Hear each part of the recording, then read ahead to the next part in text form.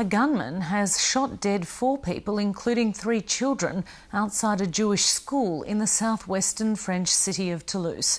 Police say the gunman opened fire on a group of people waiting at the school drop-off point before fleeing on a scooter. 5 other people were injured.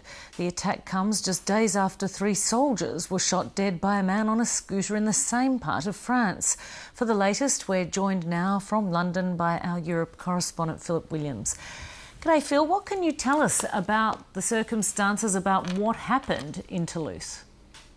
Well, it was school drop-off time and people were going about their normal business, and it appears this lone gunman on a scooter stopped, took aim and shot some people, and then went into the school and shot others. Now, we have been told by witnesses it was only because his gun jammed and he then switched to another gun that gave people the opportunity to get away. Otherwise, the death toll would have been much higher. So at the moment, we believe it's one man in his 30s was killed. 2 of his children have been killed, and another 17-year-old in a very serious condition. So an horrific attack there, and security at all Jewish schools around the country has now been heightened because of it.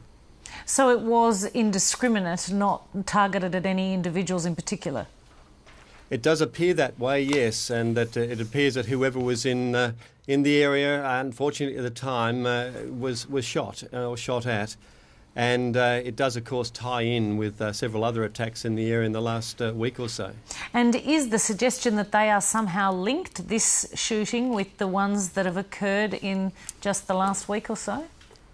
Certainly the police think so, and I'll tell you a bit about that. 2 soldiers were killed, another injured in one attack. They were simply at an ATM getting cash out, and again, a person on a scooter came up, shot them in cold blood, and a few days before that, another individual soldier, all of these in uniform but out of base, was also shot. Now, when that happened, the army said you shouldn't go out of the base in uniform, you shouldn't be identified.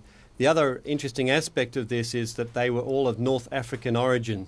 So whether this has some sort of race basis to it, we just don't know. Whether this is a sort of a Breivik-style person, a bit like the crazed man in Norway, or whether there's some other political ambition behind all of this. We simply don't know the answer to that, but we certainly know the results, and they are very tragic indeed.